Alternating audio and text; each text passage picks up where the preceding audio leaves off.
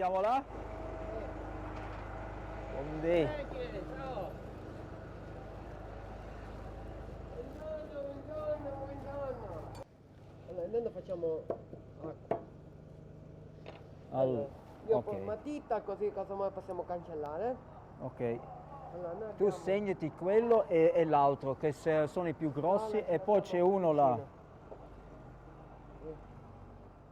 E proprio nell'angolo ci sono due scarichi qua. Sono da 50, capito? No, sì, lo so, però... Why constructing a warehouse, which is quite a costly operation, space-wise, money-wise, for aging bottles? So there are, at least for us, very good reasons. One of them, if I think back when we started producing wines, I think it was 2006 or 7, when journalists asked us why we were putting the wines very early on the market, which was a bit of a counter reaction because we made very evolved wines in the first, I would say, 3 years, 2001, 2, 3, still a part of that, let's say, philosophy. And then we jumped onto another bandwagon to make wines with a bit more freshness. And so style-wise, the wines in the bottle were better, but they didn't have enough, I would say, time to relax. So, you know, after 20 years, which is quite a period, we went through different phases. And I would say since 2014,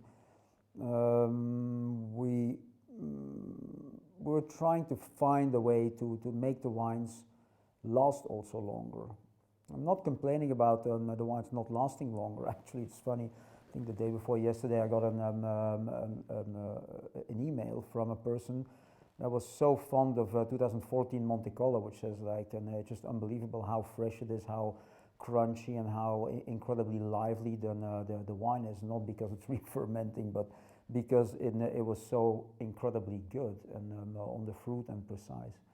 So that's a vintage, I would say, one of the benchmark vintages that has made me think and rethink many things. And afterwards, we had some difficult vintages, and there you try to maintain, I would say, this holding power, trying to figure out a better way to make the wines last longer. But you know, we didn't have the quality of the vintages, and so it lacked in 15. We overdid it in 16, I think. 17 was good, but we were missing a few tools. And then, as of 18, we were there, but then 18 was a totally rained down vintage. 19 was okay, but not great. And so 20, I think, is the first one where I say, like, yes, this is the right vintage, right approach.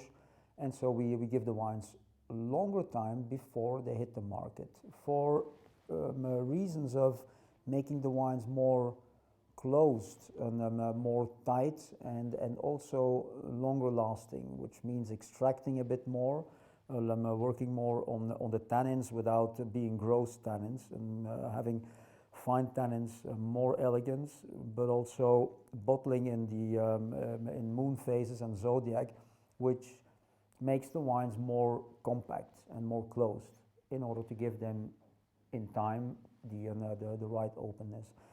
So all of that, you know, took time to think and to elaborate. And then the last thing, because you can figure out the technical part in the winemaking, but then you need to also have the space to keep the wine somewhere in the right temperature. And then, you know, we decided, as we bought a property for eventually going to live there, we thought about making the cellar there, but then we didn't get there because it lacks the space. But it's just the perfect, I would say, size to fit in an underground warehouse, which we miss right now, and because we use a warehouse and for logistical reasons in Catania, which works perfectly fine. But having one right next to you and being able to ship, you have everything under control. You can store cases and also empty bottles, which is becoming a problem. supply-wise, everything becomes more complex. The world is becoming also more complex and sometimes a more complicated place. And so a warehouse is space you have and which you can make very useful. It helps you organize in a better way. It helps you logistically, and everything works smoother. And so we decided, okay, we build a warehouse, and that's going to be the first thing, because it helps you get to a rotation and organize all the cellar. Also the cellar, you free the cellar of things you don't really need, and you put them in your warehouse. So that was a very, very important step. So it's not just the aging of the bottles to make the wine better, but the whole package of having a 600 or a 700 square meter underground cellar is just a perfect addition to what we actually needed here. So yes, it's expensive, but then the wine will benefit from that, but also the logistical part in the cellar. È meglio, è meno complicato. Vero? Allora, uno, due e questi vanno là, perfetto. Qua sono tutti grossi qua. Ok. Poi sono diminuiti perché non ti servivano. Va bene. Per cui il locale tecnico questo. Sì. An aspect which in a company, I'm not saying is not paid enough attention to, but I feel many times misses attention, is the logistical part. Logistical part is a key part, because you can sell a lot, but then even if your sales crew is absolutely hands-on, spot on, they're doing a great job, they're selling like hell, and then you cannot ship the wines fast enough or correct enough, or there are mistakes. And so logistics has become for us quite a challenge over the last 3 or 4 years. And so outsourcing logistics is it's a very good option. But in our case, as we have also, I would say, specialty wines, you don't ship only one full case, or you ship a full pallet. There are mixed pallets, and so you're already talking about picking, and the picking is specialized warehouse management. And so I prefer honestly to do that in-house, having everything under control. So I think it's there comes a time when I think it's better to invest in your own logistical setup. Obviously, it's expensive. You have to put also a person there, and but you have like a daily. You can daily ship, and you always have accessibility with transporters, and so everything works much more smooth and much more, I would say, under control. I must say I'm a bit of a control freak, and so even if it would cost me more, I would rather prefer to have everything in-house, under control, and it makes me feel more, I would say, comfortable, and also more relaxed to have everything like nice and tidy and organized.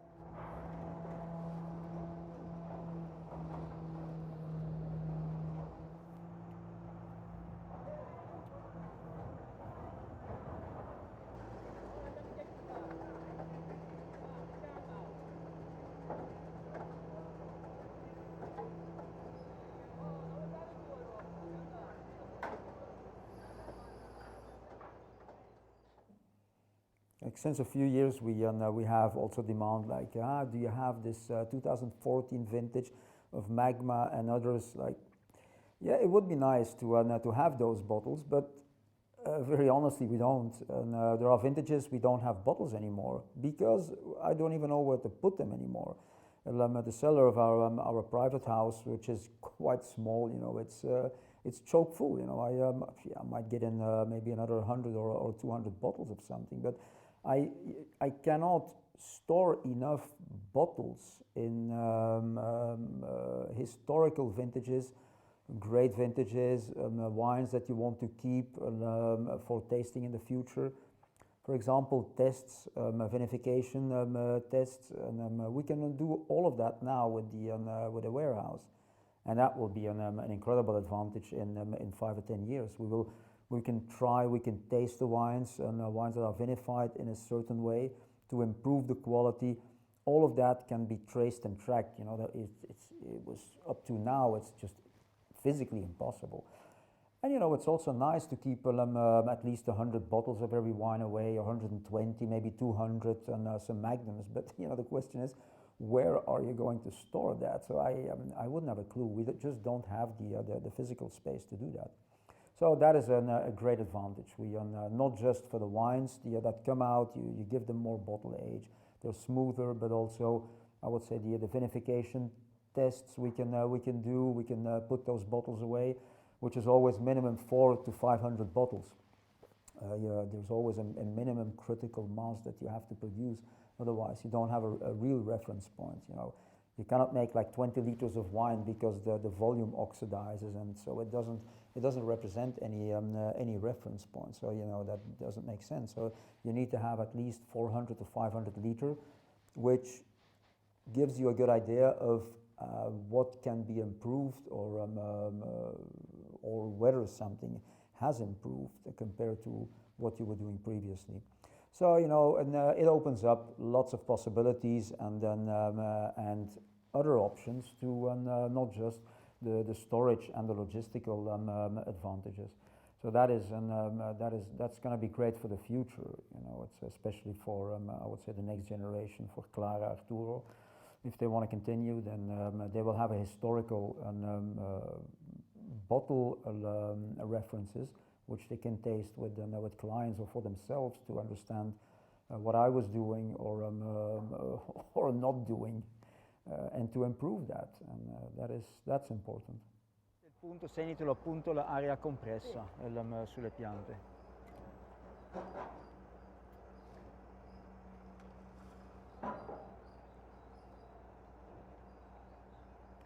Andiamo a vedere anche un attimino nel locale tecnico. Sì, esatto, bravo.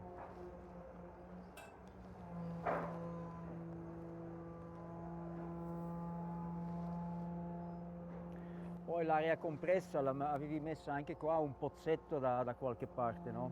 Penso là o là, forse là era.